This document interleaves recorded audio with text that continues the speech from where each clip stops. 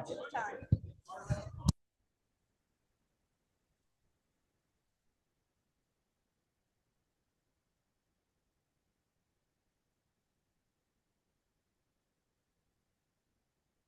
It's 7 o'clock. Good evening. Welcome. Thank you so much for coming in so quickly when you heard the recess bell. I appreciate that more than you know. And what a great crowd we have tonight. Ben, you want to come up and lead us in the pledge?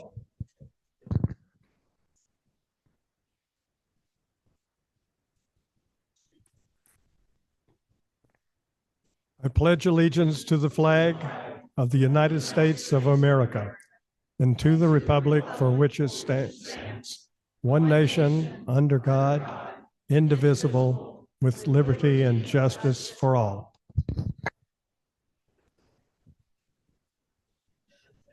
Thank you, Ben. Tonight, our mini speaker is one of our own members, Carl DeMar. He is going to be speaking to us tonight on Lincoln's assassination. And when I asked Carl back in the fall about doing this, he immediately said he wanted April. Carl?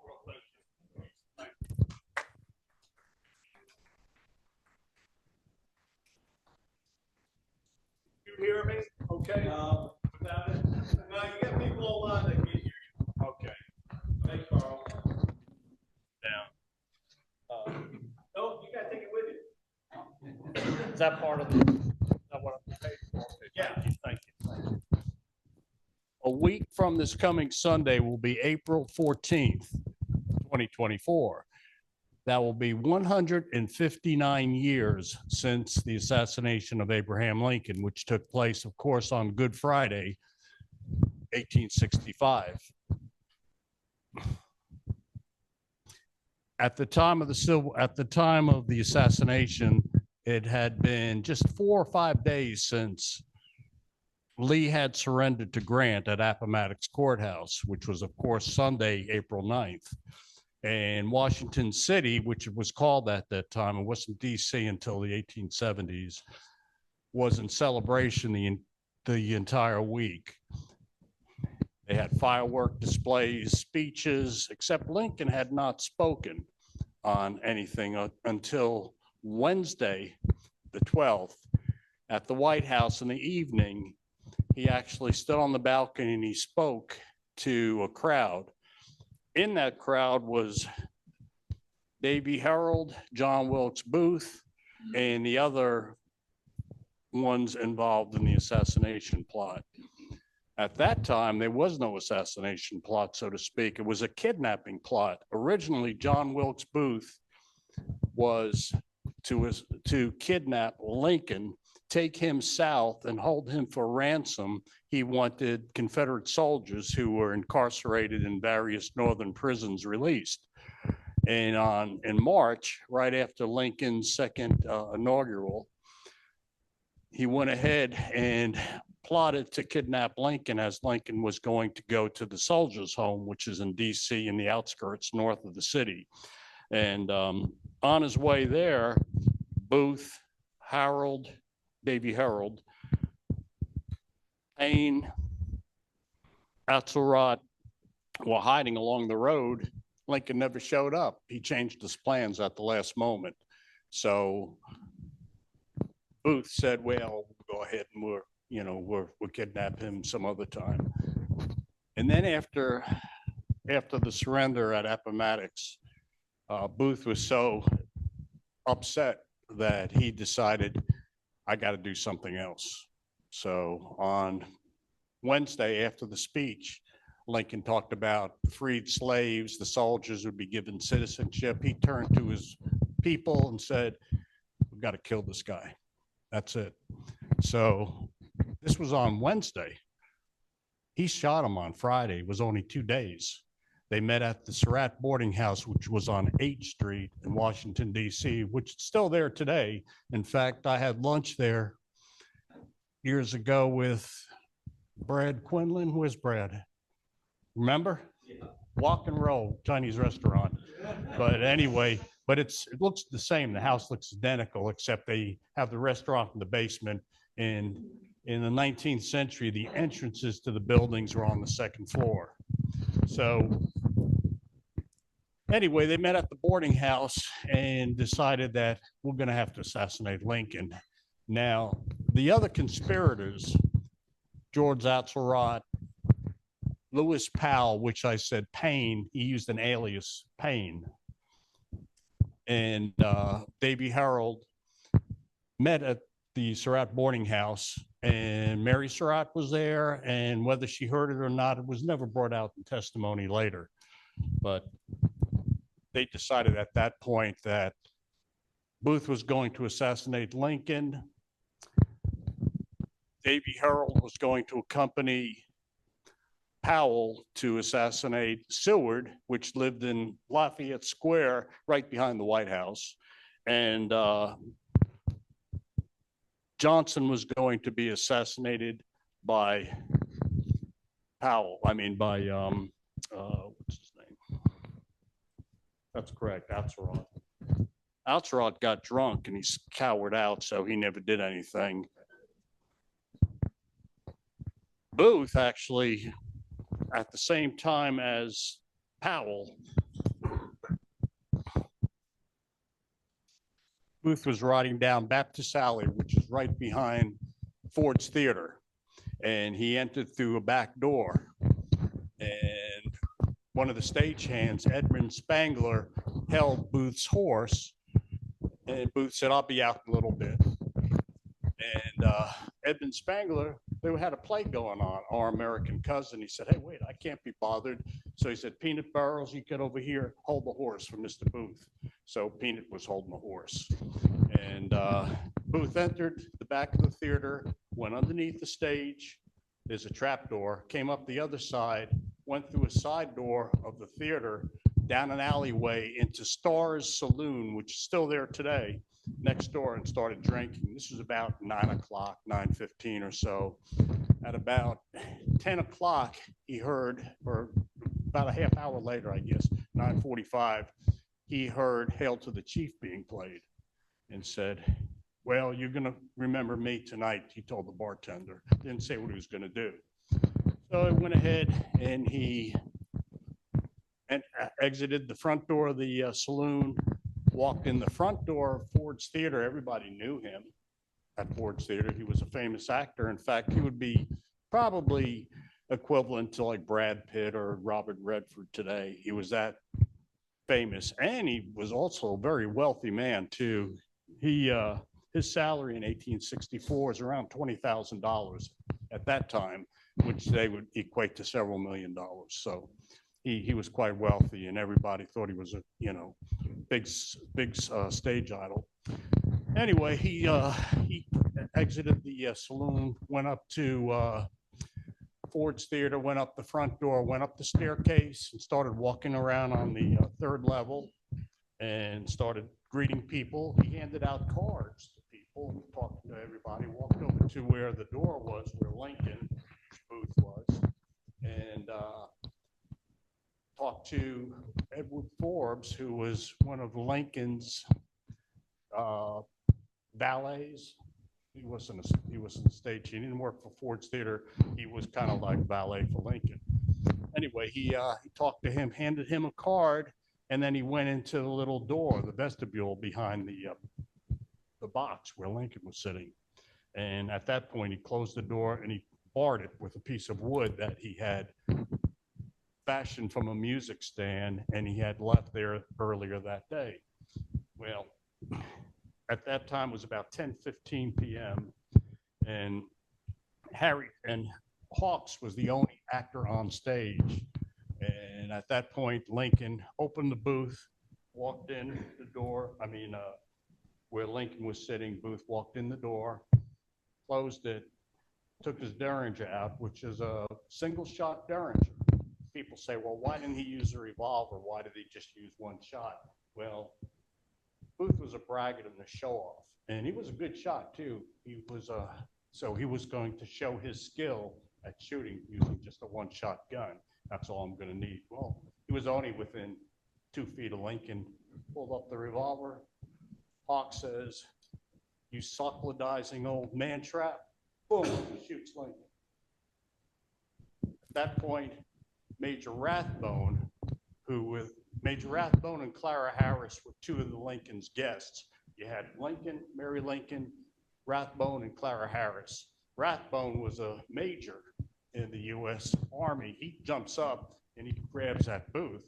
And Booth yanks out a knife, knifes him in the arm.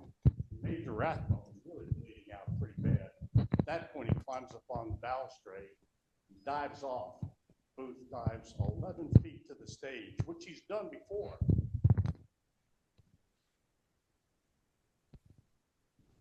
He lands on the stage, broke his tibia in his left leg, and he raises.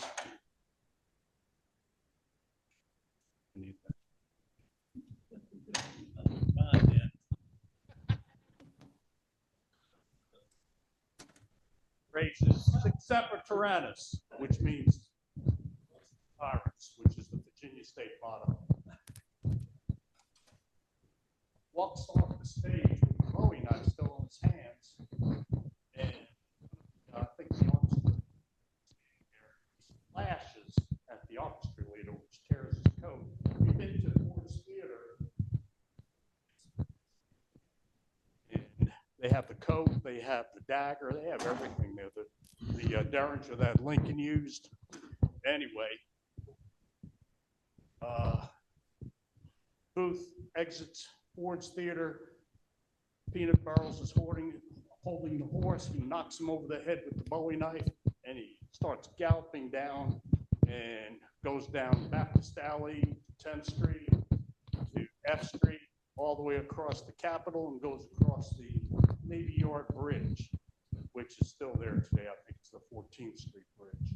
But the Navy Yard, and at that time it was the Potomac, a branch of the Potomac River, which is now it's called the Anacostia River.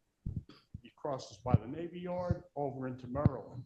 But they had guards on the bridges. They had a curfew in DC, in Washington City at that time. So Silas Cobb, who was a federal soldier guarding the bridge, stops and says, "You can't leave. It's 10 o'clock. It's past 10 o'clock and there's a curfew. Everybody can't leave the city." So John Wilkes Booth actually gives his name. Says, "I'm John Wilkes Booth and I live in Bryantown, Maryland, and I'm on my way home. And besides, curfew is only people coming into the city. It shouldn't be people leaving." So he said, "The war's over. Go ahead." So, and he did. He let him go. A few minutes later, after Booth crossed the river and was on the Maryland side, Davy Herald, who had accompanied Powell to Seward's house to assassinate the Secretary of State, Seward, he comes galloping by and he gives a fictitious name and says, "Oh, I had a girlfriend and, things ran late, so I need to get back across the river home too." So they let him go. But at the same time Lincoln was shot, Davy Herald and Powell were over at Seward's house. Like I said, was Lafayette Square, which is right behind the White House. It's still there today. The house isn't there, but the square is. And Powell went in the house, said, "Good thing that a week before," I'm just going to stop. A week before, Seward, Secretary of State, was in a carriage accident and he broke his jaw. So he had it all wired up. Doctors had put a wire, like a cage around his jaw to hold it in place so it would heal properly. Well, thank God he had that, because if he didn't, he would have been dead. Because Powell jumped on his bed, got into the house, knifed his son, Frederick, cracked his skull, pushed and knifed a few other servants in the house, got up to the second, third floor where Seward's room was, and got on his bed and started knifing him and said, "I'm crazy, I'm crazy, I'm crazy." So he turned around, thought he killed him. Seward fell behind the bed. It was dark in the room, and Seward was about maybe 5'4". Hal was 6'2", so he was a big guy. So when he reached over his arm, his knife was slicing away from Seward and got him on the cheek. It kind of opened up his cheek, but the cage, that metal he had protecting his jaw, had saved his life. And Seward's daughter was there, Fanny, and she was screaming out the window and panicky. And anyway, Howell leaves, and Davy Harold heard all the screaming. He panicked and took off. Went to the Navy Yard Bridge, crossed it. Howell's lost in the city, hid in the cemetery, and wound up at the boarding house of Mary Surratt about 2 days later. And at that time, comes at 3 a.m. with a shovel over his shoulder. And at that time, the federal agents were there. And they knew Surratt. They knew Booth had met at Surratt's boarding house. And they knew all the people involved at that point in time. Here comes Powell with the shovel and says, "I'm here to dig a ditch at 3 a.m, you know? So they said, yeah, stay, we have a seat. So they asked Mary Surratt, "Do you know this guy?" No, I don't know who he is. But he had rented a room from her. So soon enough, they put 2 and 2 together. How am I doing, Angela? Time? Okay. And I mean, you can talk for hours on this, but anyway, Mary Surratt knew or could have known, or maybe not, of the actual assassination. She was involved in the conspiracy to kidnap Lincoln, and she had carried items to be used by Booth to Surrattsville with a tavern, which is about 14 miles east of Washington City. Still there today. It's called Clinton, I believe it's called Clinton, Maryland, but it was called Surrattsville at the time. And the tavern's perfectly preserved if you want to visit it. In fact, most of everything with the Lincoln assassination is there except for Seward's house and the Garrison Farm, where they actually captured Booth and Davy Harold on the 26th, which was 12 days later. Anyway, just so remember, a week from Sunday, it's not a celebration, but it's something to remember. And I think if Lincoln had lived, if he wasn't assassinated, I think our Reconstruction, everything would have been a little different. So, well, thank you.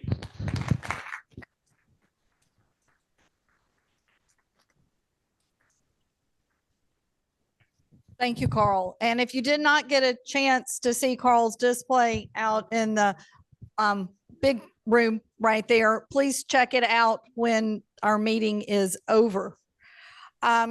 If you have not turned down your cell phone, please do so, because when I walked in the back, my husband Brad said, "Whoops, I haven't," he had not turned his down. And I immediately said, "Well, let me check my phone."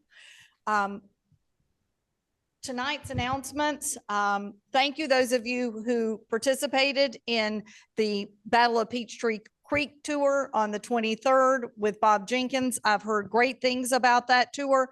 And because we've heard great things and there were a number of people for one reason or another that had to drop out of going on that tour, we are going to have that tour again. I've secured Bob for the 28th of September. I also checked football schedules for that day too. So you can go ahead and put that in if you are interested in that tour. Coming up on June 1st, we will be sponsoring a tour that Brad Quinlan will lead here in Marietta. He will talk about the Civil War sites here in Marietta and share some new information that he has found about that. And we will have a lot more information about that tour at our May meeting. Larry, you want to come up and introduce our guest and our first-time visitors that we have? I know we have a lot of visitors tonight because we've given out all of our visitors tags. Thank you. And thank you for going on the tour with Bob Jenkins. It was a wonderful day, and I think that everybody enjoyed the restaurant. My first time there, so we had a great time. I would like to acknowledge our first-time visitors, and if you would, please just raise your hand and tell us your name and who brought you. And we'll start right in front. Never sit in the front. I'm Amy, John Crowland's sister. Who brought you? I'm just kidding. My brother Good. has always been fascinated by this. I wanted to share in this excitement. Well, welcome. Yes, I saw here at the end of the first row. My name is Paul, brought here by Gavin and Rick Cooper. Good. Welcome to the round table. Yes. My name is Hunter Curran.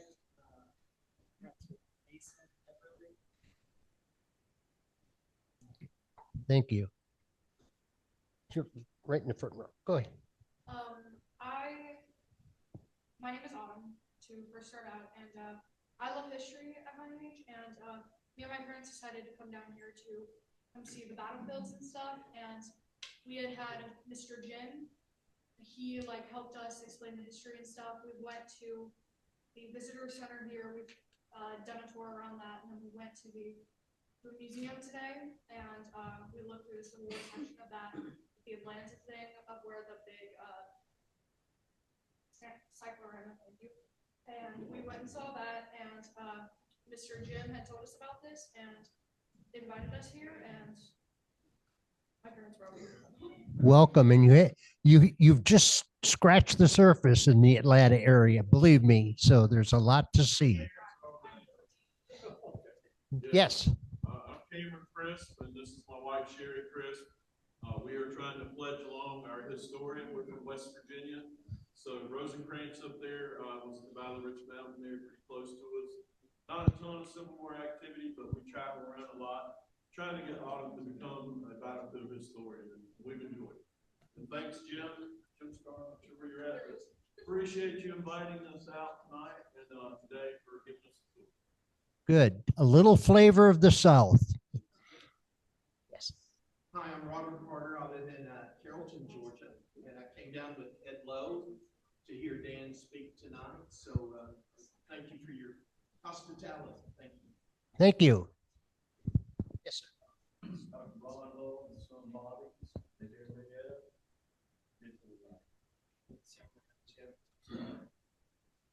And a former digger. Welcome. Yes, sir. My name is Russ Clayton, and I was my name is Bragg. Good. Thank you and welcome. Did we think? Welcome back anytime. We have some additional guests on Zoom tonight, and they are from the Chickamauga Chattanooga Roundtable, and we are honored to have their president here tonight, Ed Lowe, and he spoke to our group a couple of years ago. So welcome to all of you in Zoom land. We're glad to have you with us tonight. All right. Well, I know that we have come to hear Dan Masters. Michael Schaefer is not here. He is under the weather. And I have asked Ben to introduce Dan. So, Ben. Well, good evening, everyone. Dan Masters is from Ohio and is a descendant of 5 veterans of the Civil War. He's written a number of books on the Civil War, some of which he has for sale out in the lobby area. His first volume is down to just 3 books, I think. He said earlier that it's going to be reprinted with more information, more photographs and things in that. So without any further ado, I'm going to turn it over to Mr. Dan Masters.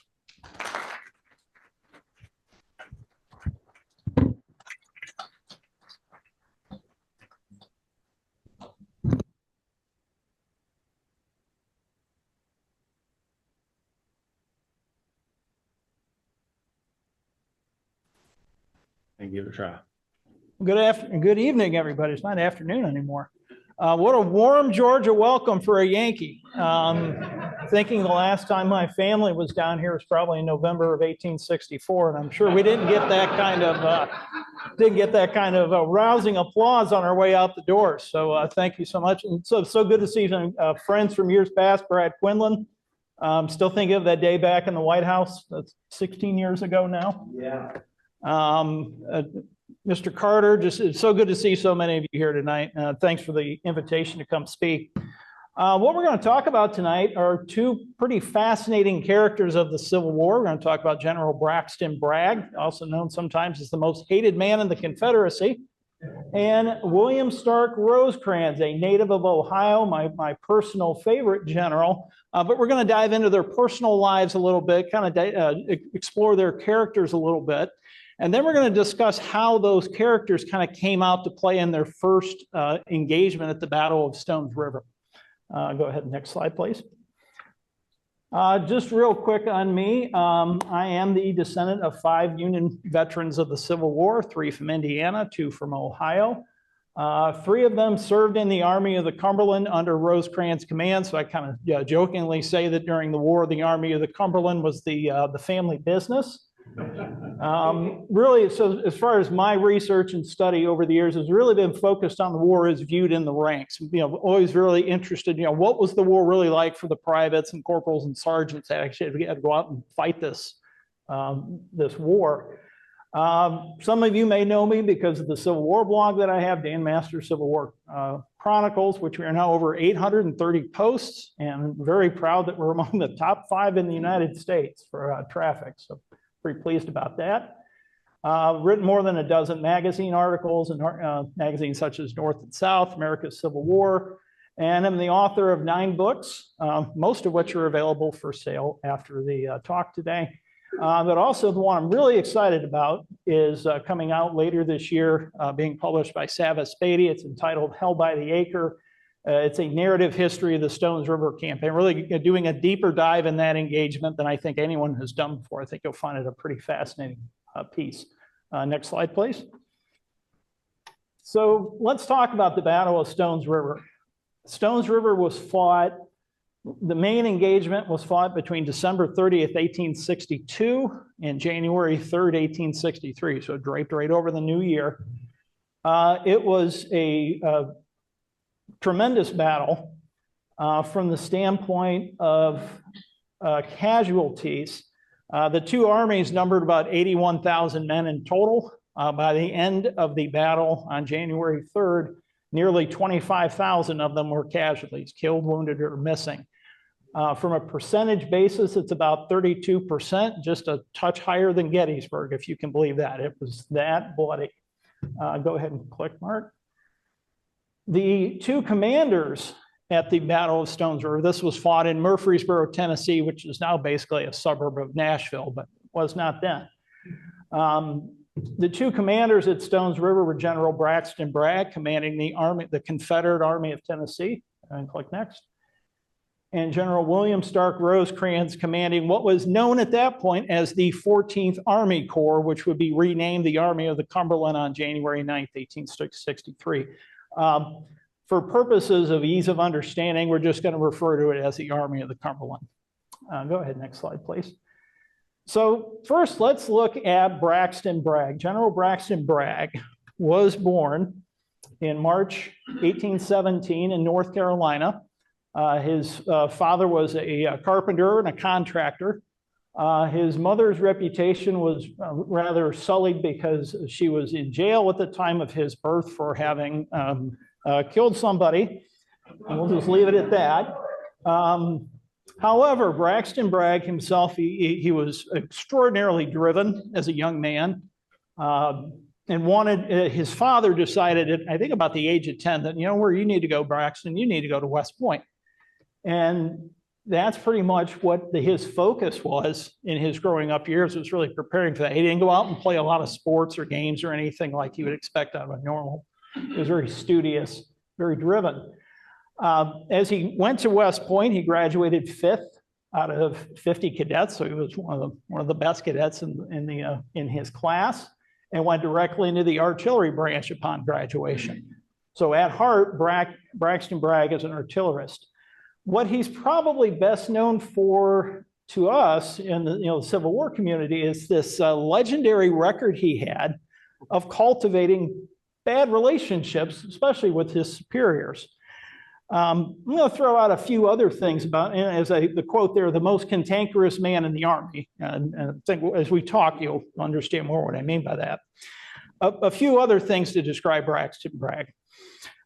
He was hardworking, brave, he was very competent, highly disciplined, a superb organizer, had a very stern sense of personal duty, and was devoted to this cause. On the other hand, he was also autocratic, irascible, was an intolerant sectionalist. He was petulant, indecisive, argumentative, unloved, and ultimately was unsuccessful. He was outspoken and remarkably brusque in manner, even as a cadet at West Point. That never changed. He was unwilling to compromise, tended to nurse hurts, and tended to hold a grudge. The one thing about Braxton Bragg and his generalship is to understand while he was at West Point, one of the major precepts that Dennis Mahan taught was this emphasis on direct offensive actions. He always wanted to just take it to the enemy. And that was a hallmark of Bragg's generalship, as you'll see later in the war. Go ahead, next slide, please.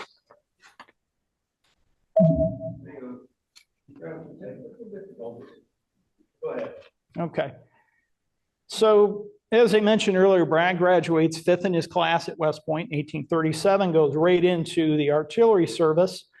By the start of the Mexican War in 1845, Bragg is a 28-year-old first lieutenant who has developed such a reputation for bickering and arguing amongst his peers that among his enemies in the Army includes his regimental commander, his divisional commander, the adjutant general, the commanding general of the Army, and even the Secretary of War. He is a 28-year-old first lieutenant. All these people know who Braxton Bragg is because he is such a pain in the neck. So in 1846, he is sent with the Army to Mexico to fight in the Mexican War under General Zachary Taylor. He's, of course, serving in the artillery. Bragg's record of service in the Mexican War is extraordinary. He receives 3 brevet promotions during the war for gallantry in action. Probably he was most famous known as depicted in this image here with the rather fanciful saying, "A little more grape, Captain Bragg." That's not quite what was said, but that's what was reported.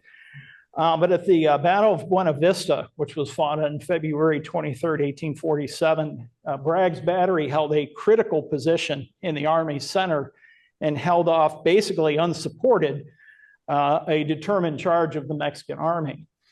And they delivered 3 volleys of canister at point-blank range, which gutted the Mexican attack.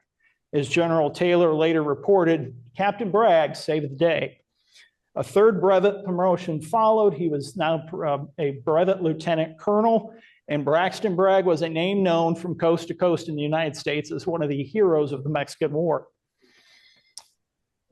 Bragg was also marked as a rising talent in the Army, even if one of his own men tried to kill him by placing shells under his bed. He resigned his commission in late 1855.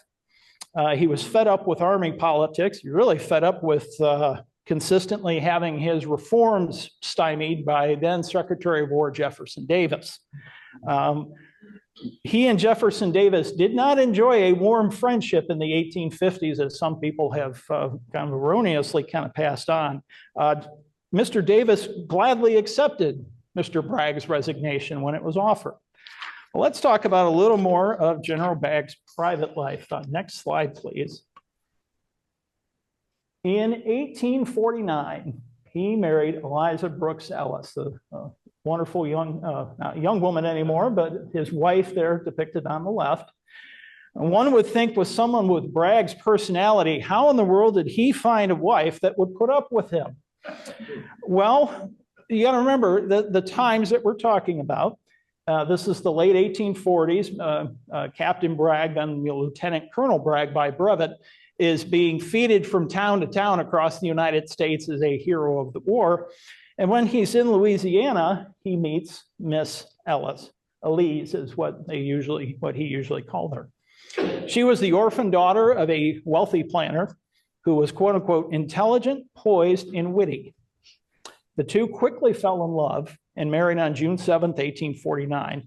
And they enjoyed a long and happy marriage, which lasted until Braxton Bragg died in 1876. They were deeply devoted to one another. If you're familiar with any of the biographical works on Braxton Bragg, you'll notice that his wife is a major correspondent with him. A lot of her letters are quoted. She didn't shy away from giving him military advice or advice on pretty much anything going on in his life. And he accepted this. After he resigned his commission in 1855, Bragg decided it was time to go into business for himself, and was looking around to find a good plantation in Louisiana. Well, he found what he considered a bargain, a 1,600-acre plantation near Thibodaux in Louisiana, and used his wife's wealth as a down payment for this $150,000 plantation. And Braxton Bragg made his fortune cultivating sugar beets. I know we all think back in the 1850s, the years leading up to the Civil War, that King Cotton, we all think of cotton. Well, the rising crop in the United States in the late 1850s was sugar, and Bragg was on the cutting edge of getting in on that business. So with that said, he named the plantation Bivouac, in honor of his Army service, and was eager to pay off this large debt. So he drove the farm pretty hard. He did have 110 slaves by 1860, 13 of which had run away by the time the census was taken. Important to note that Bragg was a very successful planter. He was making $30,000 a year in profits in 1860, which firmly put him into the wealthy planter class that dominated Southern politics in the antebellum years. An interesting contrast here. In 1860, the census showed that Braxton Bragg had real estate holdings worth $93,000, which is $3.4 million in today's money, and personal property worth $120,000, which is $4.5 million in today's money. So Braxton Bragg in today's dollars was worth about $8 million. In contrast, William S. Rosecrans, then living in Cincinnati, had personal property that amounted to $600 and no real estate, making his net worth about $22,000 in today's money. So there's a huge contrast between these two from an economic standpoint. Next slide, please. So I forgot to note, it's on the slide, he and Elise never had any children. I think if you go on his Find a Grave page, there is a woman connected that says she is Braxton Bragg's daughter. He never had any children, so that is erroneous. As far as Braxton Bragg's command style in battle, he was by the time of the Civil War, he is an experienced combat leader. He had fought in multiple engagements in the Mexican War, had received multiple brevets for his courage and bravery. He certainly knew how to fight an artillery battery. His Civil War service was a little more mixed. He comes down as a superb organizer, but his combat record at places like Shiloh and Perryville is a little more mixed. He tended to stick with stubbornness to his plans, kind of regardless of cost. And this plays out at Shiloh, kind of plays a bit out at Perryville, and it's certainly going to play out here at Stones River. He rarely exhibited much tactical flexibility once the guns started to fire. However, I would say, and he was described as being a thunderbolt on the attack, and I would fully agree with that assessment. He was a hands-off commander on the battlefield. He emphasized direct action, intended to look for offensive opportunities, eager to get at his opponent. One of the things that held Bragg back throughout the war was that he really struggled to develop a good personal staff. He went through multiple chiefs of staff, which, as you can imagine, somebody with his forbidding a personality would become a natural outcome of that. Not having, as these armies in the Civil War get larger and larger, You need to have a properly sized, properly trained staff to help control this monster on the battlefield. You get to Chickamauga and the Confederate Army is pushing 70,000 men, double what they were at Stones River. We need staff officers to make sure the Army is working in conjunction. That was something Bragg never was able to get under control. That was always a constant struggle. The other thing that was a constant struggle was his frequent tiffs and disagreements with subordinates, which led to frosty relations within the high command. And as misfortune piled up, those relations only grew worse. I'll give one example. This is in August of 1862. The Confederate Army is on the cusp of marching towards Kentucky, really Bragg's major offensive campaign of the Civil War. And General Richard Taylor, president of Zachary Taylor, who he had served under in the Mexican War, is passing through Chattanooga on the way to his new command in Louisiana. He stops in to see Bragg, who's basically a personal friend. And Bragg is publicly deriding Leonidas Polk. Now, I know most of us today would say, well, what's wrong with that? Polk was not a very good general. He was doing this in public. And his comment was, Polk is an old woman. He's utterly worthless. General Taylor's kind of appalled at this and the public manner that these comments were delivered, and kind of pulls him aside and says, General Bragg, who are you going to tap to replace Polk? And Bragg snaps back, nobody. I have one or two men fitted for high command and have in vain asked the War Department for capable people. And General Taylor warned him, you can hardly expect hearty cooperation from your fellow officers when you speak of them so contemptuously. I don't think Bragg listened. He was not an inspirational leader, if I haven't painted that picture clearly enough. He was noted for his stern manner. He tended to be quite aloof. And despite the great pride he took in his enlisted men, once referring to them as, he didn't have any children, he looked at his men, basically loved them as his children. He maintained quite a distance between himself and the men that he commanded. So let's contrast that a minute. Next slide, please. With William Stark Rosecrans.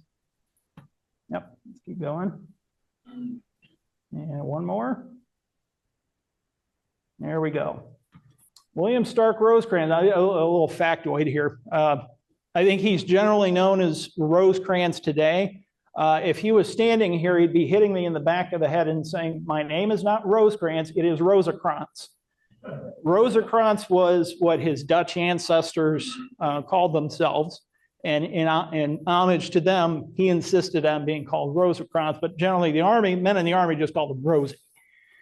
A few words to describe him. He was born in 1819 in Berkshire, Ohio. As a young man, he was a voracious reader. I think at age 5, he would recite the Declaration of Independence upon, his parents, they would have visitors come over, and William, and he was only William. He was not Billy, not Willie, none of that. It was William. He wouldn't let anybody call him anything but William. They would call William over, and he would recite upon, their command, the Declaration of Independence word for word as a 5-year-old child. He was highly intelligent. He was very quick-tempered. He was strong-willed. My wife and I know a thing or two about intelligent, quick-tempered, strong-willed children. And very early decided upon a military career as a way to advance his education. His father was not wealthy, would not be able to pay to send him to college. So he looked at West Point as a way to get that education, basically at low cost. He was well regarded, but eccentric. A few more things about William Rosecrans. Like Bragg, he was hardworking, brave, tireless, brilliant, eccentric, hot-tempered, but very quick to apologize. He was devout, a superb mixer, and a strong leader with a personal touch. He was one of the finest strategists in the Federal Army, as he would show especially in 1863 with the Tullahoma and the Chattanooga campaigns. However, he tended to chafe under others' command.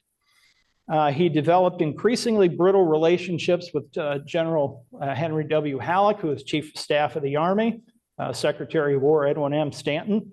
And as the war progressed, he tended to work himself to a frazzle. He would plunge into the midst of action and take personal command of brigades, regiments, and even companies, ignoring his own chain of command. This technique seemed to work pretty well on small battlefields like Rich Mountain. I think somebody mentioned that here today, but became increasingly unworkable as his responsibilities in his armies grew in size. Next slide, please. So, prior to the Civil War, he did attend West Point. He was graduated 5th, like Braxton Bragg, in the class of 1842. He was commissioned directly into the engineering department, very prominent appointment. It's worth noting that William Rosecrans was the first Westerner being defined as west of the Appalachian Mountains at this point, the first Westerner to be commissioned directly into the engineering corps. He discovered Roman Catholicism in 1845, converted and remained a devout Catholic for the remainder of his life. That is central to understanding Rosecrans, the man, was how his faith guided his actions. It was the core of his being. William Rosecrans would like nothing better. In the midst of a campaign, he would spend half the night up talking with his aides about religious ideals and about his Catholic faith. That's how much it meant to him. So prior to the Civil War, he goes into the engineering corps. He's assigned to Fortress Monroe in Virginia for a period of time. He's in Newport, Rhode Island for, I think, 5 years. He's there for a long time and serves at the Washington Navy Yard.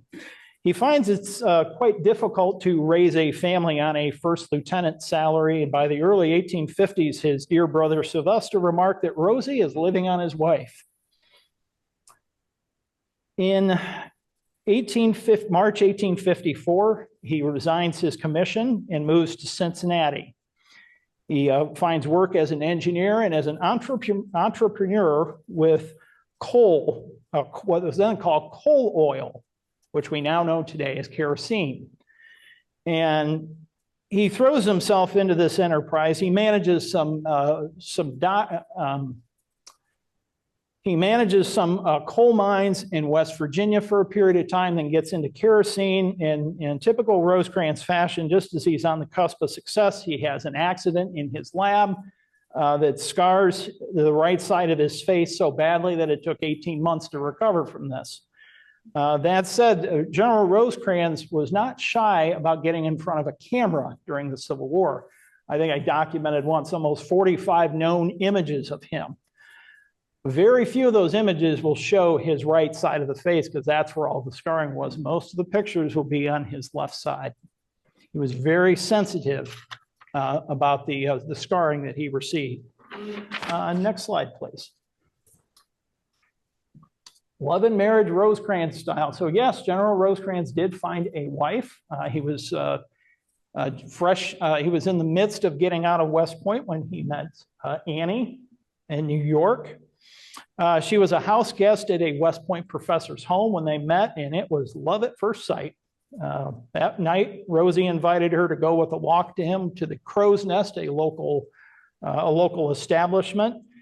And they quickly fell in love and were married August 24th, 1843. They too, like the Braggs, enjoyed a very close and happy marriage, but this marriage produced 6 children. 3 of these 6 children entered ministry. One became a priest and died at the age of 26. One became a nun and died at the age of 26. I'm getting a theme here. This third daughter, Lily, became the wife of Governor Joseph K. Toole, who was the first governor of the state of Montana. The 4th daughter, Anita, or Anne Dolores, also became a nun, but upon Annie's death in 1883, she left the nunnery and became a hostess for her father, who was then a congressman in Washington, D.C. Carl Frederick Rosecrans followed his father into business in California. And then the last child, Charlotte Rosecrans, died during the war. She died very, very young. I don't even think she was a year old. The key thing about Rosecrans is, once again, the Catholic faith that he shared with his wife is the cornerstone of their marriage. As you can see, it meant the world they taught that faith to his children, who then followed it into ministry. Next slide, please. Rosecrans command in battle. Let's go ahead and click, because I think I've got a couple pictures there. Whitelaw Reid was a journalist in Ohio. Actually wrote a couple of books called The Ohio and the War. It was released in the late 1890s. But that said, he knew the Ohio Civil War community and was very familiar with his friend William S. Rosecrans. And he described it at Rich Mountain. Really, it was Rosecrans' first engagement. This was July of 1861 in Western Virginia. And he thought it formed a perfect synopsis of Rosecrans' future generalship. He noted that Rosecrans' bravery, strategic sense, intelligence, energy, and industry were plainly evident. What was also evident was that he exhibited symptoms of this personal imprudence, which was to form so signal a feature of his character by casual hints as to his dissatisfaction with the conduct of his superior officer.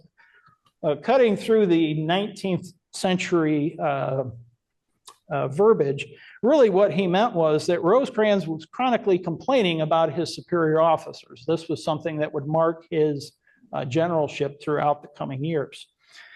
The fact was, Rosecrans never knew when to quit. He developed a penchant for pushing himself to the point of exhaustion, and rather than rely on his subordinates, he felt that he had to bear the whole load on his own shoulders. This would eventually prove his undoing. Another example, let's go to the Battle of Corinth in October of 1862.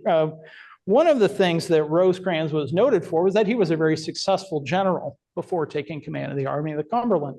He had won a victory at Rich Mountain. He had won numerous victories in Western Virginia. He had won the Battle of Iuka in September of 62, and then won the Battle of Corinth in October of 1862.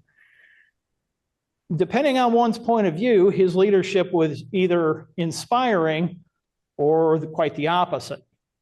Whitelaw Reid remembered that as his army seemed to be falling apart on October 4th, 1862, General Rosecrans plunged into the thickest of the conflict, fought like a private soldier, dealt sturdy blows with the flat of his saber on runaways, and fairly drove his army to stand.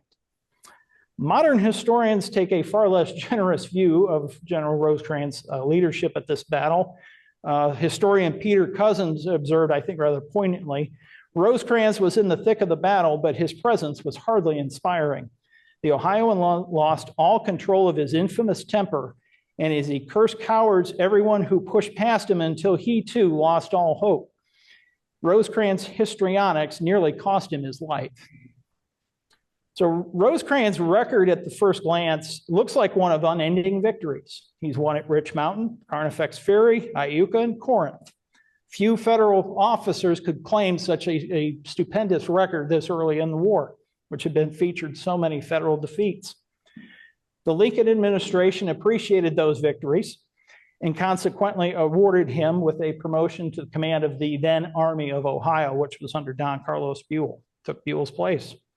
But a deeper examination of these victories shows that Rosecrans' impulsive nature and penchant for direct action led him to plunge hip deep into the maelstrom of battle with his men, and by so doing, he lost the ability to see the broader picture, which is a critical feature of a commanding general of an army. Accordingly, on smaller fields, this method proved effective, but as Rosecrans' commands grew larger, he did not adjust his technique to fit the situation. He never learned that it was a far different thing to motivate and inspire an army of 40,000 men than it was with a few thousand troops in Western Virginia. And accordingly, this personal touch, which so endeared him to the army, would sorely test him at Stones River and would ultimately fail him at Chickamauga. Next slide, please. So Rosecrans and Bragg at Stones River. So I've got a couple of images here. One of some enlisted men from the 9th Mississippi who fought under Bragg at Stones River.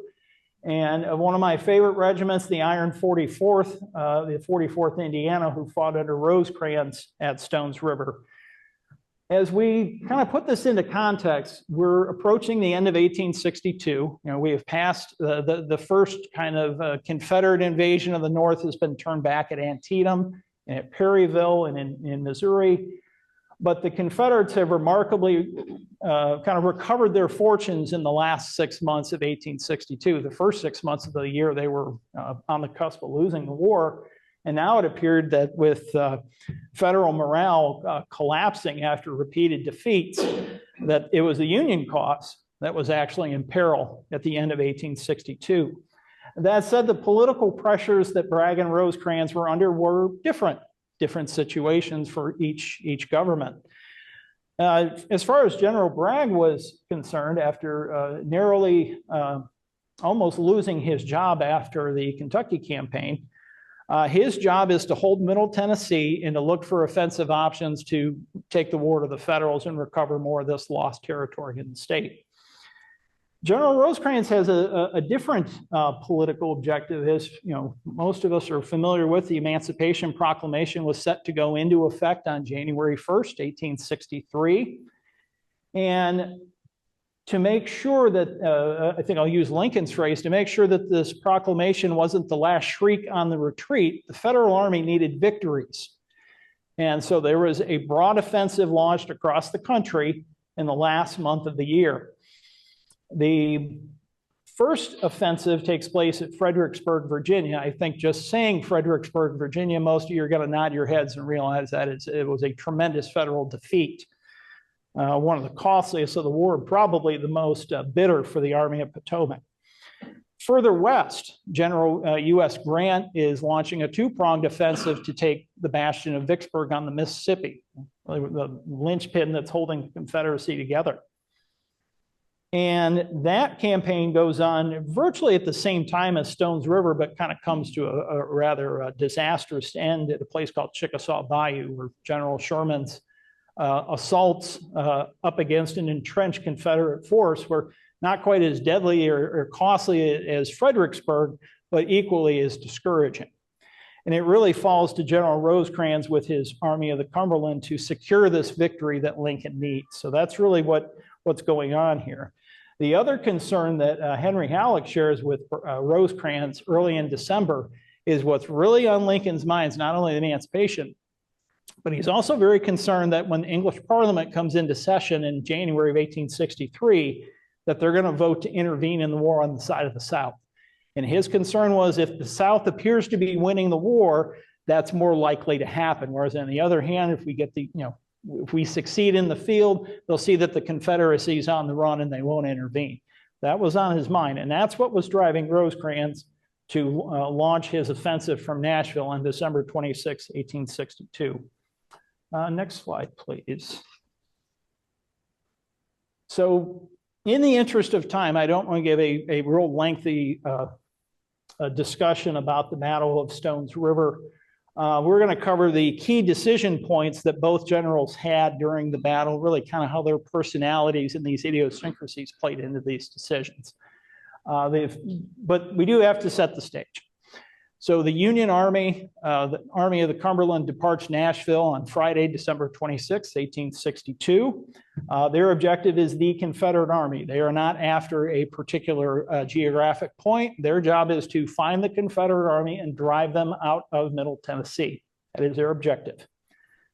The Confederate Army, which is anchored in Murfreesboro with wings about 15 miles on either side of Murfreesboro, the Army is spread out basically to forage. Their objective is just to hold the ground.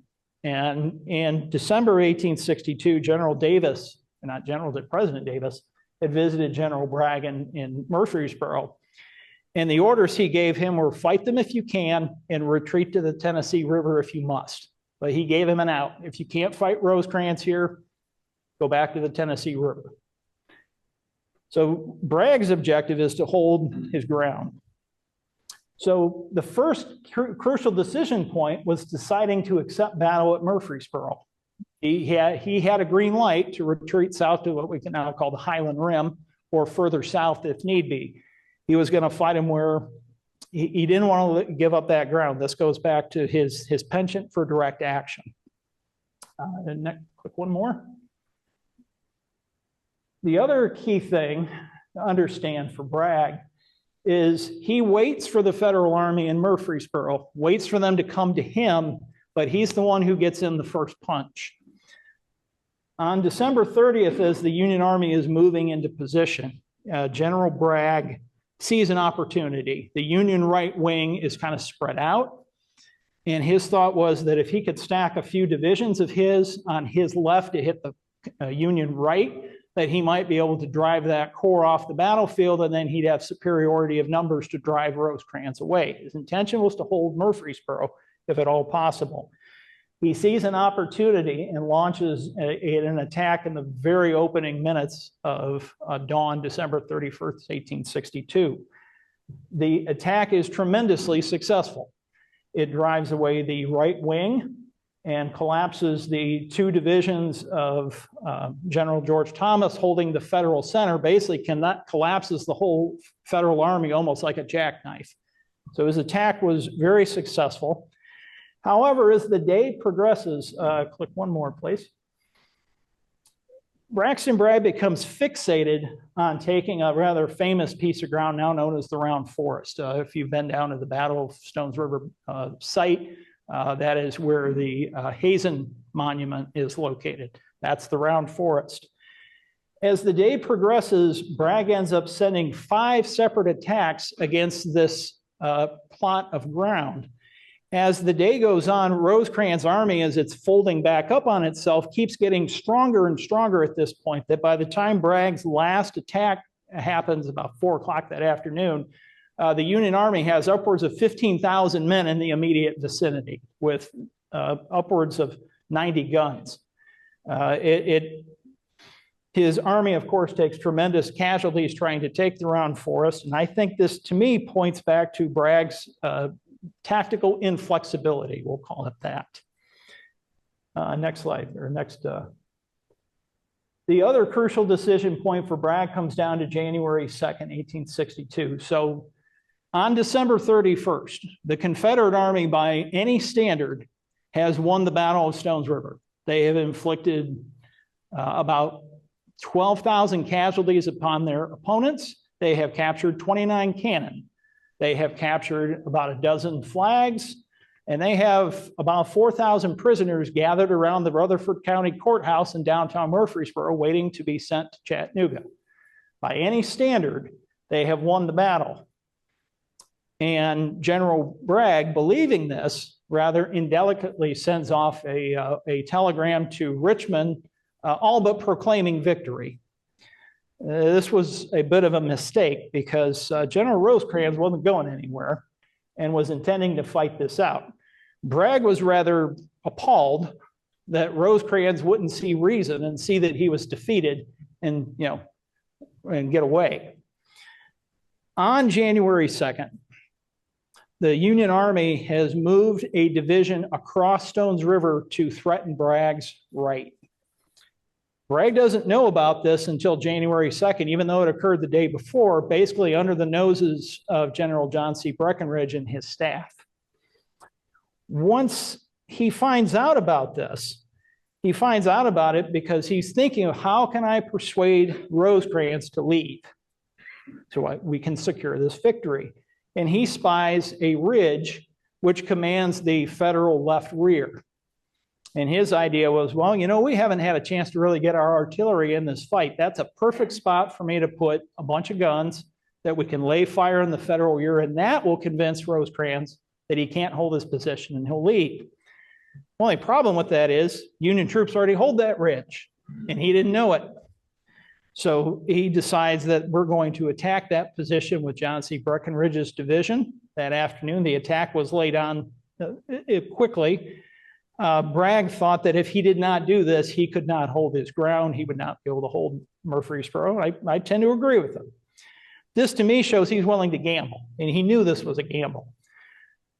The way he played it, though, he staged the attack so late in the day, it really didn't step off till about 3:30. And as you know, December down here in the South, it starts getting dark about 4:30, 5 o'clock.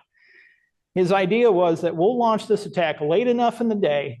We'll secure our objective. Our men will plunk down on top of this ridge. We'll bring all these batteries up. And when Rosecrans wakes up the next morning, his options will be either to retreat or to assault me across the river where I have 40 guns in place with an entire division supporting them. It would be a slaughter. He didn't think Rosecrans would take the chance and he would leave. That was the gamble. It didn't work. As things work out.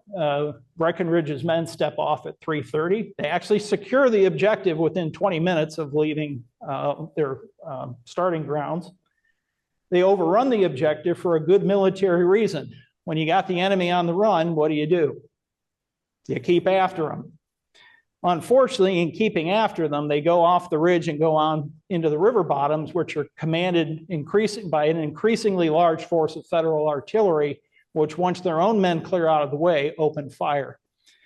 The results are a disaster. In about 45 minutes, the Confederates have lost 1,800 men, and they've lost the battle. The next crucial decision for Bragg, one more click, please, is deciding to retreat the next day. His decision on the night of January 2nd, it's not really clear to him how bad his army has been damaged by this attack. But he gets a letter, really a note from two divisional commanders, Benjamin Cheatham, who had no use for, but another general that he had a lot of use for, who was Jones Withers. And they basically told him that at this point, General, you have 3 brigades out of your 20 that we consider reliable. That's the information he's receiving. Basically, he's being told your army is going to bolt the field if you try to fight these guys again. It wasn't until months later, like in March, that they clarify what they meant by that letter was, well, no, there was 3 brigades that were not reliable, not 17 out of your 20. But for whatever reason, writing in the middle of the night, the scribe screwed it up. But that's what Bragg receives, is the army is going to bolt the field if we fight again. We have to retreat. He's also partially undone by faulty intelligence from General Joe Wheeler, who is convinced that the Union Army is bringing in thousands and thousands of reinforcements. Now, the Union Army was getting some reinforcements, but nowhere near the numbers that Wheeler was reporting to Bragg. So based on that, Bragg makes the hard decision, a very hard decision, to retreat from the field that day. I will say that the retreat was done masterfully. The Army retreats about 30 miles without being really bothered at all. But we've got a whole lot of problems now in the Army of Tennessee that we're going to talk about in a later slide. So let's look at General Rosecrans and kind of what he had to deal with at Stones River. So for starters, it was deciding to move on Murfreesboro at all. It is December. Is December really a traditional time for offensive operations, and why not? Mud, snow. The roads in the South at this point are mostly mud pathways. There is a single railroad line leading from Nashville to Murfreesboro, which has been fought over by these armies for months. It's in no condition to support an offensive. But the political pressures were such that the job had to be done. What prompted Rosecrans to make his decision to fight at Murfreesboro, to move on Murfreesboro, I'll lay it at the feet of the Confederate cavalry and their penchant for blowing their horn early and loudly. The Confederate cavalry had pretty much run the tables on the Union Army throughout 1862. And they weren't shy about going to the Confederate newspapers to talk about what their future exploits would be. And of course, General Rosecrans, the men like to trade tobacco and coffee, and they also traded newspapers. So there was this constant flow of intelligence flowing between the lines. Rosecrans wasn't real slow to pick up on, well, they're threatening to go into Kentucky again with cavalry, and kind of kept, he had his spies and whatnot, listening for when is the Confederate cavalry when are they going to leave? And once they left, that was for him, that was sufficient cause. Okay, now that most of the Confederate cavalry is out of theater and not going to be a part of this engagement, now's the time for me to take my larger army in there, and I won't have to worry about my rear. I'll be able to just fight this army in front. Once again, pointing back to Rosecrans was a good strategist and a good planner. Next point, please. The other thing about Rosecrans at Stones River, and I think what really he solidified his reputation with the Army of the Cumberland at this battle, was how he responded to Bragg's attack. It took a couple hours for it to become clear the dire situation that the right wing of the Army was in. But once Rosecrans grasped that, he is out there in the field directing brigade after brigade to go into this fight. At one point, he personally directs a charge, which almost ends disastrously. He is nearly killed at least twice on December 31st from enemy gunfire. The first time was when an aide of his was hit by a bullet who was only a horse away. The second time is probably a little more famous and a little more gruesome. It involved his chief of staff, Julius Garrichet, who was riding at his side, heading towards the Round Forest as another one of these Confederate attacks was building up.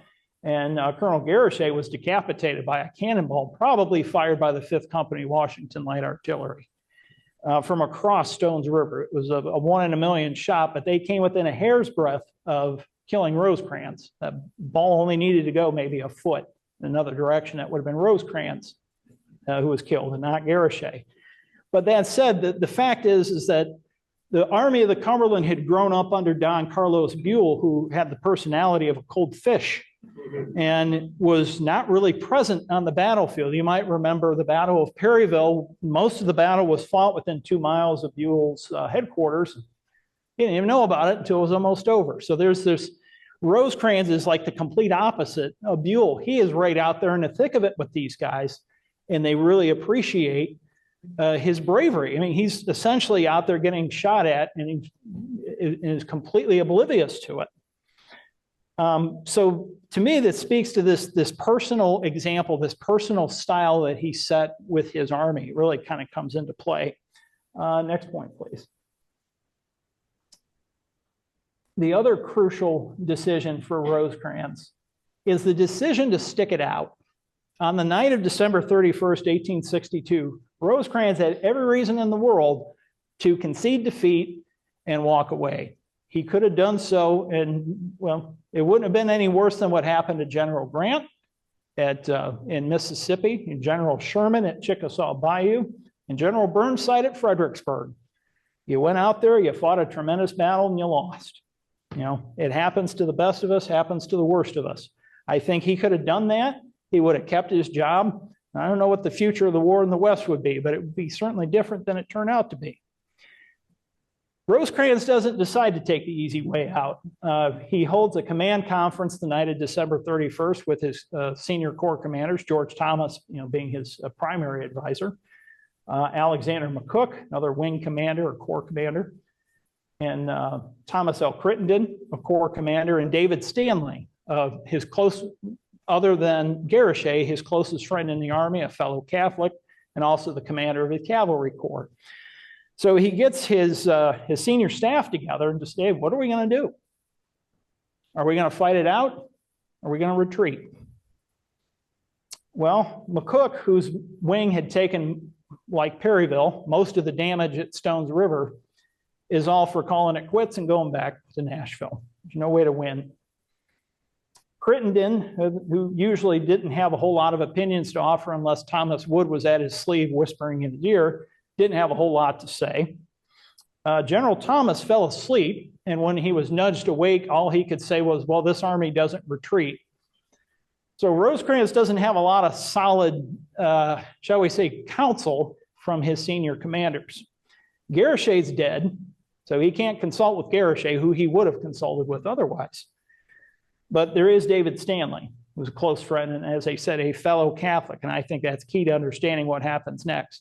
These two men ride out from camp after midnight. They ride north on the Nashville Pike for at least 5 or 10 miles, looking for defensible ground that they could retreat to. Now, I don't know what happened. Nobody knows what happened when these two men rode out, except when they came back, Rosecrans was bound and determined he was going to fight it out at Murfreesboro. So either he didn't see ground that they could defend, or he felt that he couldn't retreat off the field for other reasons. I would suspect, too, that he and his close friend, Mr. Stanley, had a bit of a heart-to-heart discussion, and the result is that Rosecrans stays at Murfreesboro.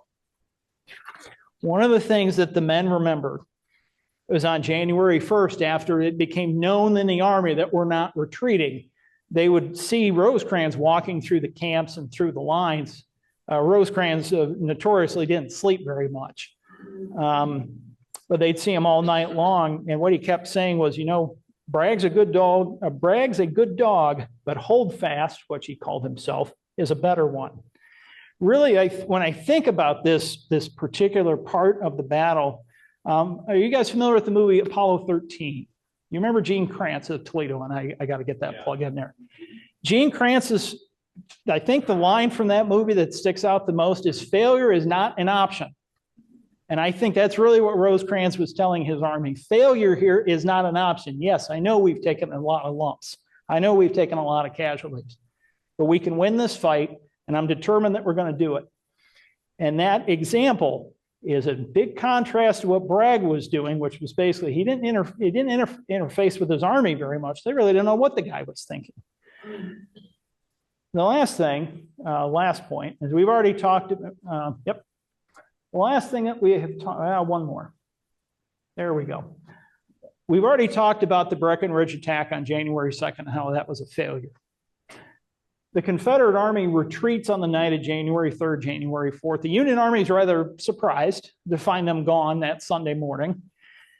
The next key decision for Rosecrans is, okay, now we have won the battle, as bloody and inconclusive as it appeared, but we hold the ground. And that's usually the defining factor of winning a battle. Now what do? Rosecrans decides not to pursue. The Confederate Army basically walks away from Murfreesboro unscathed, other than for the losses they took in the battle, and pretty much unpursued. Of course, this will get him in hot water with Washington afterward, as you would naturally expect. But I think part of the reason that Rosecrans decided not to pursue was I don't think he had slept much since December 25th, since Christmas Day. So we're going on like day 9, that he might have slept 2 hours a day, maybe 3 hours a day. Rosecrans himself is physically exhausted.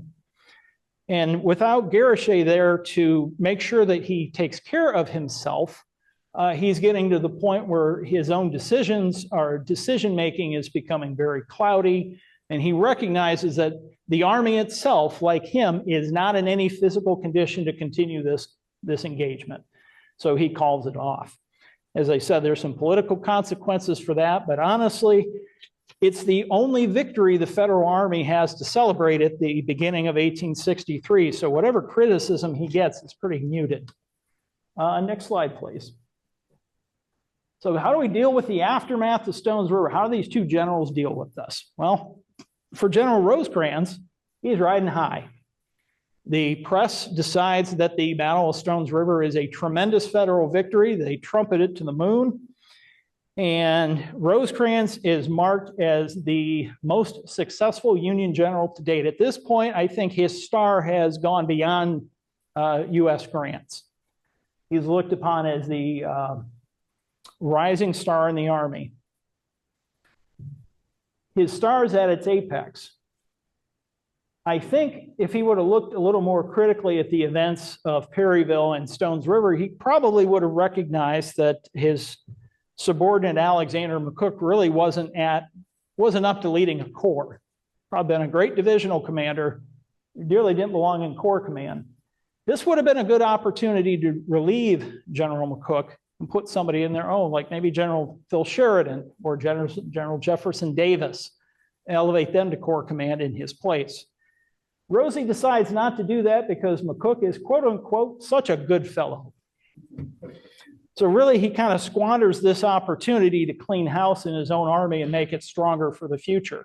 One could argue that Thomas L. Crittenden was also a bit of a command liability. And General Thomas Wood, one of Crittenden's divisional commanders, would have made a pretty good corps commander, in my opinion. But for whatever reason, Rosecrans looks at it as we have won a victory, and if I clean house, that's going to give lie to the story that this is a victory. So those guys don't go anywhere. He also squandered his goodwill with the government by not pursuing Bragg afterwards, and then sits in Murfreesboro basically for the next 6 months, building up Fortress Rosecrans and really biding his time.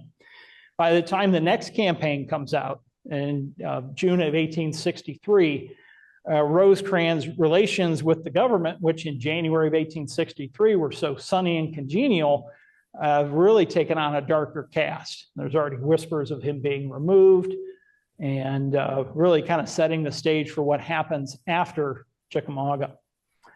As for our good friend Braxton Bragg, well, he's gotten himself in hot water again. He got in hot water in Kentucky, and he gets in even hotter water after Stones River. So the first thing he does is he gets into a squabble with the press, the Confederate press. There was the pro-Davis press and the anti-Davis press. And the anti-Davis press seized upon any failure in the field as evidence that Jefferson Davis had no business leading the Confederacy. For whatever reason, there's this perception that Bragg and Jefferson Davis are very cozy, which I think overstates it a bit. And the press, of course, seizes on what happens at Murfreesboro as more proof that Jefferson Davis is leading the Confederacy to doom. The other thing that Bragg really gets upset about, and this is a much deeper story that we don't have time to go into tonight, it is a fascinating one though. The press reports that Bragg retreated from Stones River against the advice of his generals, which is as bald-faced a lie as it could be. But that gets out there. And Bragg decides that he's really stung by this criticism, but he's convinced that there is somebody in his high command that is feeding this disinformation to the press, and he's determined to find out who it is. We now know it's Colonel Theodore O'Hara, who was Chief of Staff of General John C. Breckinridge. That's the author of this sad story. But what Bragg does, and he first presents this to his staff. He's like, I'm gonna put out a questionnaire to my generals, and it's going to ask two questions: did you counsel me to retreat from Murfreesboro? And secondly, have I lost the confidence of the Army? He's convinced that they're going to write him. If he's thinking, being a man of honor, they're all going to write back to him and say, yes, we did counsel you to leave, and no, you've not lost the confidence of the Army. Well, he does receive word back from most of his generals. Leonidas Polk, amazingly, is kind of out of pocket at this moment, but he doesn't say anything until later. They come back and say, yes, you are correct. We did counsel you to retreat at Murfreesboro, but we do think a change of command is necessary. Bragg really didn't intend for them to answer that second question. What he wanted was the answer to the first one. And of course, this kicks off a big ruckus within the Army of Tennessee. So this is the second command crisis where Jefferson Davis has to come out and visit the Army and throw oil on the water to settle everybody down. But these command tensions, and Bragg, of course, is then furious that this is the response he's getting from his own team. And once he makes sure that Davis hears his side of the story. And once he's convinced that Davis isn't going to relieve him, he takes Breckinridge to task in his after-action report for Stones River. And these command tensions and this dysfunction that just exists and just swirls constantly around the Army of Tennessee for the balance of the year. This is really the hallmark of his tenure as commander of the Army of Tennessee. By the time you get to Chickamauga, I mean, the issues he had with Polk and Hardee, and then you bring in D.H. Hill into the mix. I mean, it was just a real mess. But that was, all goes back to him being the most cantankerous man in the Army. That never changed. That leopard never changed his spots. Last slide, please. So how does history remember Braxton Bragg and William S. Rosecrans? I think ultimately both are remembered as unsuccessful, which I think overstates the case a little bit. I think Bragg's reputation was permanently sullied by his frequent run-ins with his subordinates. And I'll also offer the dominance of the Tennessee bloc in the Civil War historiography. Most folks are introduced to the Army of Tennessee through the wonderful words of Sam Watkins, who is most decidedly an anti-Bragg man. There was a lot of soldiers within the Army that had a much more favorable view of Bragg, but you don't hear so much from them. It was really Watkins. I don't blame Watkins. it was the Tennessee generals such as Cheatham, Leonidas Polk, and so on that really spread the anti-Bragg gospel through the remainder of their years. Bragg also is, let's be honest, he's defeated repeatedly. He loses at Kentucky. He loses at Stones River. He really loses at Tullahoma, and ultimately loses Chattanooga. Now, they do win at Chickamauga, but it was a victory that many felt they were the fruits of which were squandered. And the onus for those defeats falls squarely on Braxton Bragg's shoulders. Rosecrans, on the other hand, has a bit of a different future path for him. He becomes a beloved figure within the Army of the Cumberland. And by and large, the men didn't hold him to blame for what happened at Chickamauga. His record of success through the war, with the exception of Chickamauga, marked him as one of the best generals in the Army. But as I mentioned earlier, he kind of had a penchant for generating some bad relations with his superiors, and that undoes him after Chickamauga. At Corinth and at Iuka, he had gotten into quite a squabble with General U.S. Grant. We get after Chickamauga in October of 1863. Grant is now commander of the Western, basically of the Western Theater. And as he gets that appointment, he's given a choice. You can assume command and leave Rosecrans in command of the Army of the Cumberland, or you can assume command and toss him out. What do you want to do? You'll get George Thomas instead. And Grant had some issues with Thomas too, but he had a lot more problems with Rosie. So his first command decision is, yeah, we're going to relieve Rosecrans. So that's how he leaves the Army. I would offer that Frank Varney's book, General Grant and the Rewriting History, does a lot to expose how Grant's view of Rosecrans has colored our own view of him, even up to the modern day. With that said, I'll wrap up my presentation and would welcome any questions. One more point. Hell by the Acre, a narrative history of the Battle of the Stones River campaign, is scheduled to come out later this year via Savas Beatty. At this point, we're looking at August, but stay tuned on that. So that said, any questions? Yeah.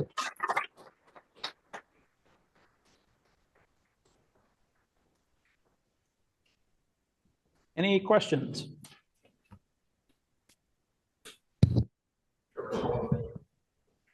Right there, area 2. It's in the book. Question here. Talking about them both going to West Point, Mm-hmm. you say they graduated together? They graduated both 5th in their respective classes. Bragg was class of 1837. Rosecrans was class of 1842. So they never attended West Point at the same time. Bragg was out before Rosecrans began, but they both graduated 5th. Yep. Question here. Dr. Stout seemed to like Bragg. I guess you know he wrote a pamphlet and had it published. I think there were 100 copies of it. All the reasons why Bragg was wonderful. Mm-hmm. I thought that was strange. it does. I don't know why, you know, I don't know much about that. No, I can't say that I do, but I do know there was quite a divergence. Bragg wasn't a centralizing figure. You either loved him or you hated him, and if you hated him, you really hated him. He had this penchant for just, I guess you could say, saying the wrong thing at the wrong time to the wrong person, and he was quite good at that, unfortunately. Dr. Stout was in charge of the hospitals in Georgia and Tennessee. Mm-hmm. But I thought that was really strange. I had to obtain a copy of that, an original copy, which I did. Mm-hmm. I had to laugh. Any further question here in the back? Yeah, I think he taxed the vote of confidence all in workers for we needed Bragg to regain the confidence.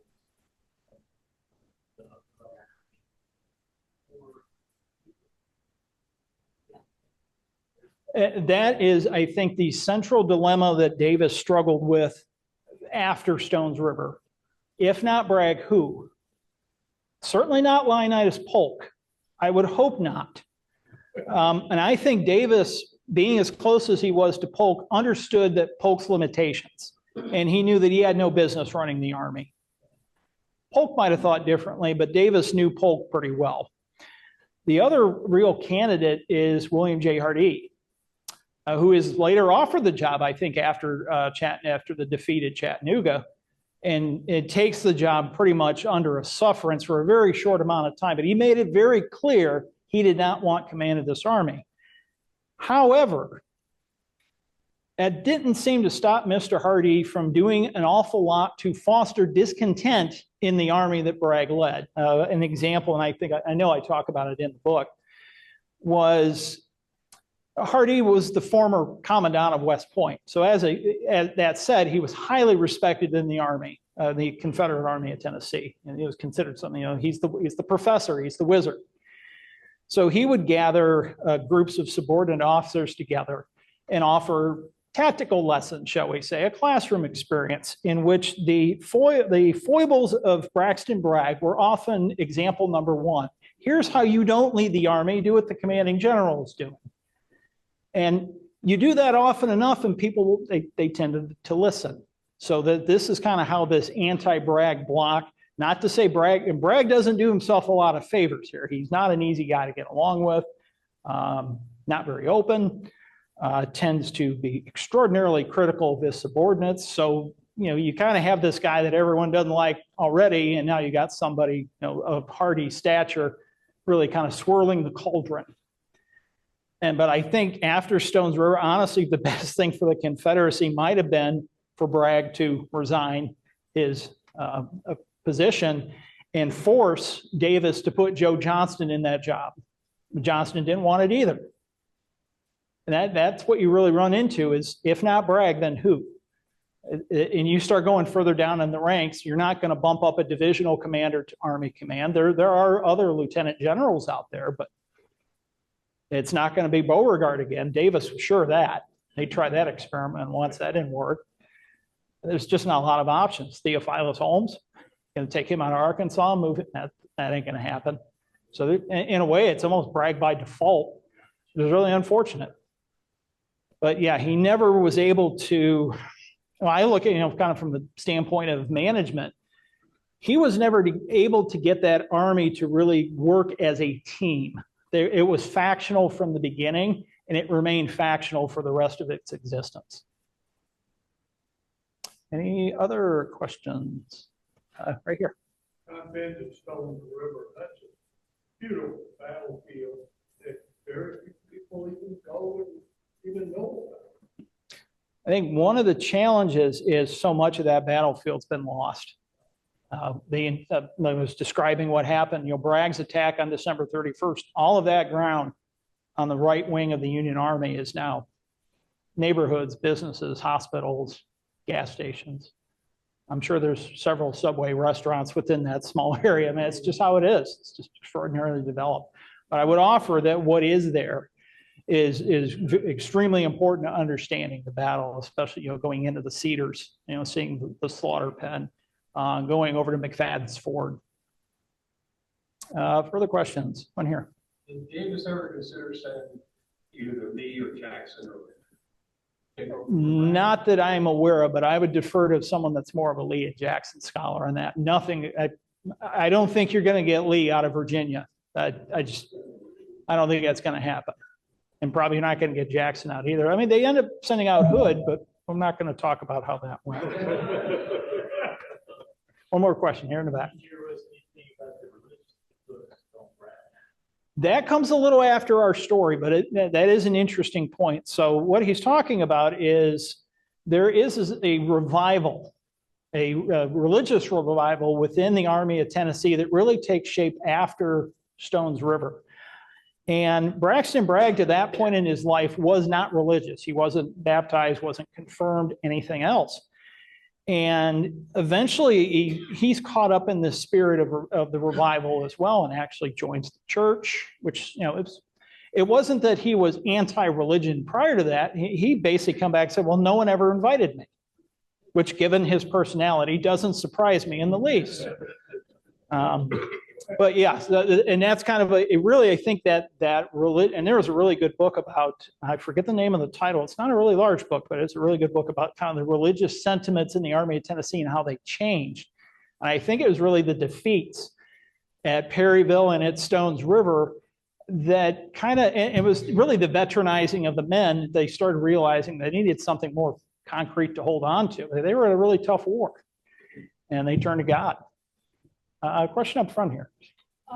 Like when it comes to Rosecrans and Bragg, like what battles did they lose? Like not just like face to face, like what battles did each of them lose? Well, Bragg lost nearly every one he was in, with the exception of Chickamauga. That was a clear-cut victory. But the main battles he was in was Shiloh. That was a Confederate defeat. Perryville, which was a tactical draw, but a Confederate defeat because they left the field. Stones River's the same. The battles at Missionary Ridge and Lookout Mountain was a decisive Confederate defeat. Rosecrans, on the other hand, is pretty much victories all the way through Chickamauga. And then he loses Chickamauga. And then he has commands later in the war, but they're out west in Lake Missouri. He's really kind of shuffled off to a backwater. Question here? You mentioned if you look at the history and you look at what was going on between the Union and the Confederates and the UK, was the battle really important in solidifying the Union of the UK battle? Lincoln thought so. Lincoln thought so. So in August 1863, Lincoln looked at it more from the standpoint of, had we lost at Stones River, I don't know what the Union cause would have been without it. It was the only victory of that period. Union morale was really at its lowest point after like Fredericksburg and Chickasaw Bayou. The Copperhead movement was on the rise.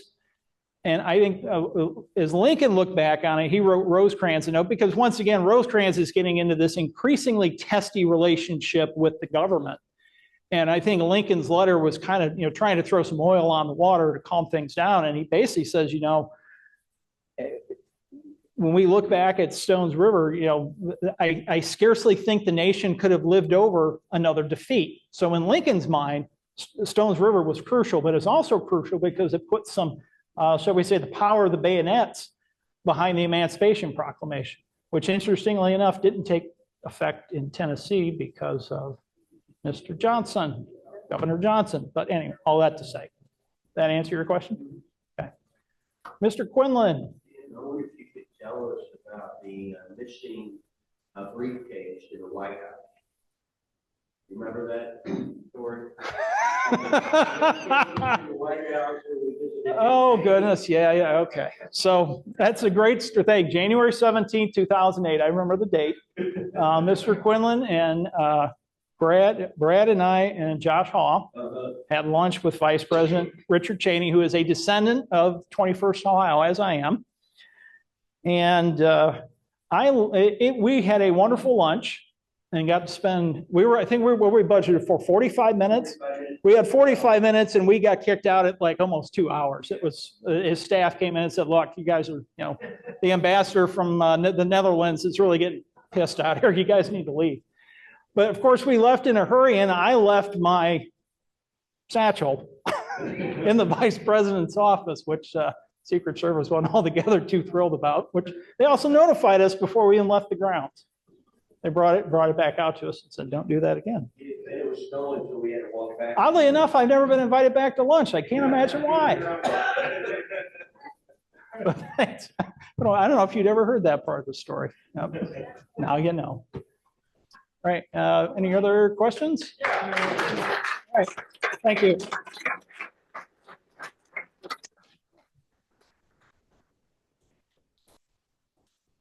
And we thank you for your very interesting presentation and your honorarium. Oh, thank you very much. Yes. I'll turn here. Thank you. Quick question for you. Yeah. In Sam Watkins' communication, he refers to this as the man who couldn't stand Bragg. Because he wouldn't beat him. Does that hold true? I would offer that Sam Watkins perspective, but it is not universal within the Army. Okay. All right.